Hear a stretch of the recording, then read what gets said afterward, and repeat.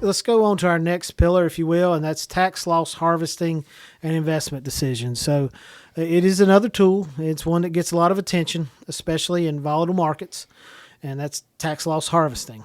In simple terms, that's selling an investment at a loss and using it to offset capital gains elsewhere. Right, right. And, losses, you realize, can offset gains in other investments. Now, this is probably a little more in the detail will come, but that also comes from if your losses exceed your gains, you can usually offset to a limited amount of ordinary income each year and carry the rest forward. Now, that's when it comes into your passive and non-passive items there. Mm-hmm. Like I said, that's a little deeper conversation, but it can use well to if you're going to free up some passive income next year to save those passive losses as well. And it can be useful to soften the tax impact of rebalancing and concentrated stock positions. Right. So there's two important nuances that. First, long-term losses must be used against long-term gains before you even can apply them to short-term gains and vice versa.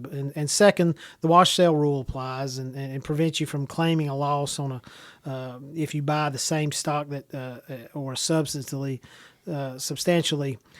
identical security within 30 days before or after the sale took place. So right. That's something we pay attention and follow for clients. But certainly these situations we're talking about are in in non-IRA accounts. Right. Yeah. I mean, also from my perspective, the caution is that the tax tail should not wag an investment dog. We never want to sell a holding that is still a strong fit for your long-term strategy just to create a loss. Who wants to do that? A lot of times there may be tax advantages, but they're not cash advantages because the tax rate is not 100%. Yeah, at the same time.